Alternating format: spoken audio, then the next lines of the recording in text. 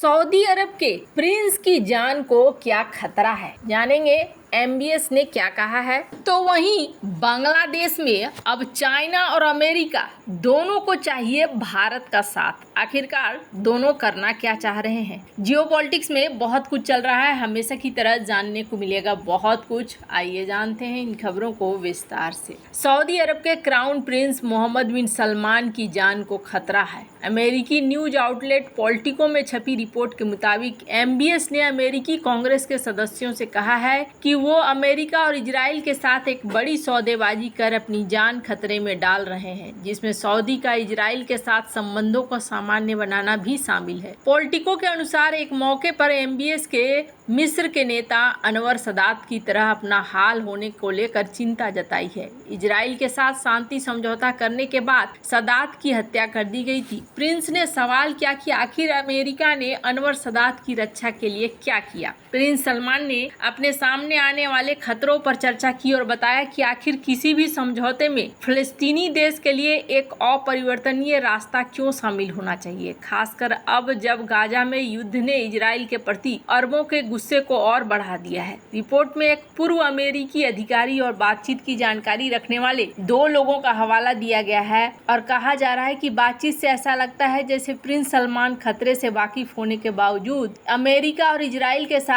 Mega deal करने के इच्छुक दिखाई देते हैं। वह इसे सऊदी अरब के भविष्य के लिए बहुत महत्वपूर्ण मानते हैं। काफी हद तक गुप्त और अभी भी विकसित हो रहे समझौते के बारे में कई रिपोर्ट्स सामने आई है। इसमें सऊदी के प्रति कई अमेरिकी प्रतिबद्धताएं शामिल हैं, जैसे कि एक संधि के जरिए सुरक्षा गारंटी, नागरिक परमाणु कार्यक्रम पर सहायता, टेक्नोलॉजी जैसे क्षेत्रों में आर्थिक निवेश। कुछ रिपोर्ट्स के मुताबिक सऊदी अरब चीन के साथ अपने लेन देन को सीमित करेगा। ये इजराइल के साथ राजनयिक और अन्य संबंध भी स्थापित करेगा। मुस्लिम देशों के बीच सऊदी के महत्व को देखते हुए ये डील इजरायलियों के लिए एक वरदान साबित होगी। रिपोर्ट ये भी कहती है कि MBS की नाराजगी के बावजूद इजरायली सरकार समझौते में फलस्तीनी देश के लिए एक रास्ता बनाने के लिए तैयार नहीं है। गाजा में इजराइल के हमले के बीच इस साल के शुरुआत में सऊदी अरब ने अमेरिका से कहा है कि उसका रुख ये है कि इजराइल के संग कोई राजनयिक संबंध नहीं होंगे जब तक इजराइल 1967 की सीमाओं के साथ एक स्वतंत्र फलस्तीनी देश को मान्यता नहीं देते हैं। इससे पहले व्हाइट हाउस के राष्ट्रीय सुरक्षा प्रवक्ता जॉन किर्बी ने कहा था कि बाइडेन प्रशासन को सकारात्मक प्रतिक्रिया मिली है कि सऊदी अरब और इजराइल सामान्यीकरण पर बातचीत के लिए इच्छुक हैं। खैर, अब जहां एक तरफ ये सारा सीन चल रहा है तो वहीं दूसरी तरफ बांग्लादेश में भी एक सीन चल रहा है। वैसे आपको बता दूं, आज 15 अगस्त है।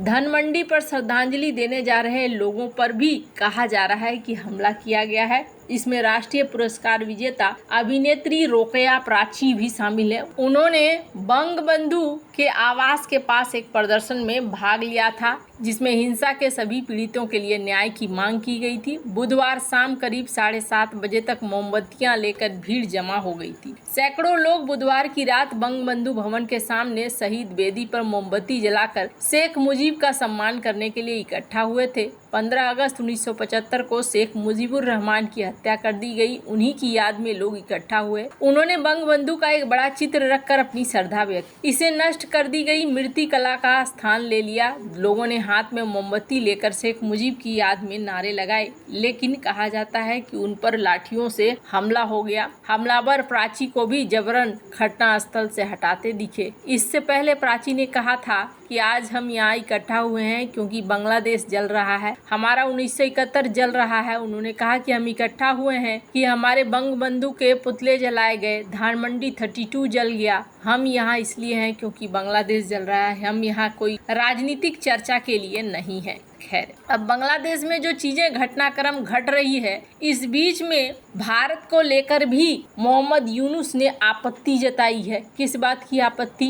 भारत में मौजूद बांग्लादेश की पूर्व प्रधानमंत्री शेख हसीना के बयान पर ढाका के मोहम्मद यूनुस सरकार ने आपत्ति जताई। बुधवार को भारतीय उच्चायुक्त से विदेश सलाहकार के मुलाकात के दौरान ये मुद्दा उठा। शेख हसीना हसीना के हालिया बयानों का जिक्र करते हुए विदेश मामलों के सलाहकार मोहम्मद तौहीद हुसैन ने बुधवार को भारतीय उच्चायुक्त प्रणय वर्मा से कहा कि भारत से आने वाले पूर्व प्रधानमंत्री के ऐसे बयान बेहतर द्विपक्षीय संबंधों को बढ़ावा देने के लिए अनुकूल नहीं है। ढाका ट्रिब्यून की खबर के अनुसार विदेश मंत्रालय ने बुधवार को भारतीय उच्चायुक्त से शिष्टाचार भेंट के बाद एक बयान में ये जानकारी दी। इसके पहले मीडिया रिपोर्ट में ये पहले बताया गया था कि भारत में आने के बाद शेख हसीना ने एक बयान दिया है जिसमें उन्होंने अपनी सरकार को गिरने के पीछे अमेरिका का हाथ बताया है। हालांकि उनके बेटे सजीव वाजिद जोय ने इस तरह के बयान को खारिज किया। एक दिन पहले ही सजीव वाजिद ने एक्स पर अपनी मां का एक बयान जारी किया जिसमें उन्होंने बांग्लादेश के लोगों के नाम संदेश दिया था।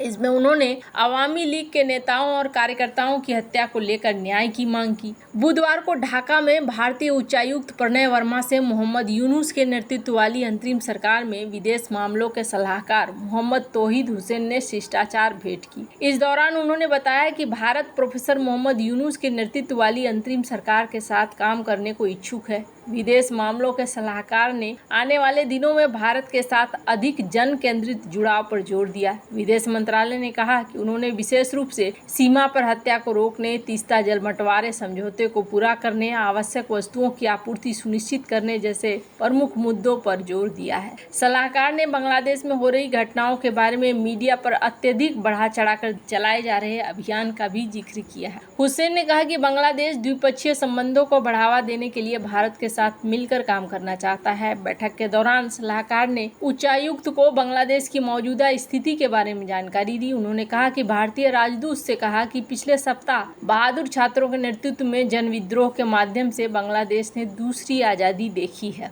उन्होंने कहा कि नोबेल पुरस्कार विजेता डॉक्टर मोहम्मद यूनुस छात्रों और लोगों के अनुरोध पर अंतरिम सरकार की कमान संभालने के लिए सहमत हुए हैं। उन्होंने मुख्य सलाहकार मोहम्मद यूनुस को उनकी नई जिम्मेदारी संभालने पर शुभकामनाएं दी। खैर, अब जहां एक तरफ ये सब कुछ हो रहा है, वहीं दूसरी तरफ अब अमेरिका भी बांग्लादेश मामले में भारत के साथ मिलकर नजर बनाए हुए है। स्क्रीन पर एक आर्टिकल देख सकते हैं, ये अमेरिका का कहना है। तो वहीं दूसरी तरफ बांग्लादेश में शेख हसीना के बाद जो भी चीजें हो रही हैं, इसको लेकर चाइना अपने आप को न्यूट्रल दिखा रहा है। लेकिन जो चाइना के विशेषज्ञ हैं, उनका कहना है कि भारत और चीन को मिलकर काम करने की जरूरत है। बकनेल यूनिवर्सिटी में प्रोफेसर झिकुन झू ने स्पुतनिक इंडिया से बातचीत में कहा कि बांग्लादेश में स्थिर और मैत्रीपूर्ण सरकार होना भारत और चीन दोनों के हित में है। शेख हसीना ने भारत और चीन और अमेरिका के साथ बेहतरीन संतुलन बनाया था। अमेरिका एक वैश्विक शक्ति है जिसकी दक्षिण एशिया में रुचि है,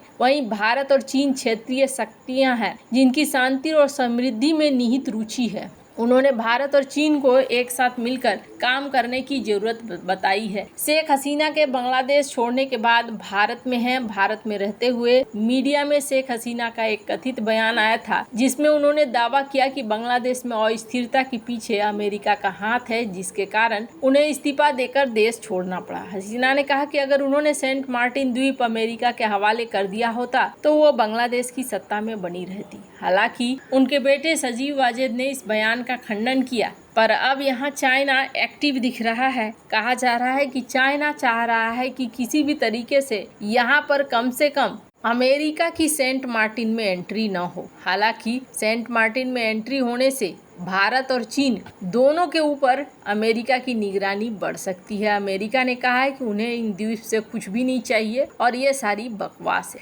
वैसे आपको क्या लगता है इन सब मामले में, आपकी क्या राय है? कमेंट कर जरूर बताएं। जल्द मिलते हैं अगले वीडियो में नई खबर के साथ।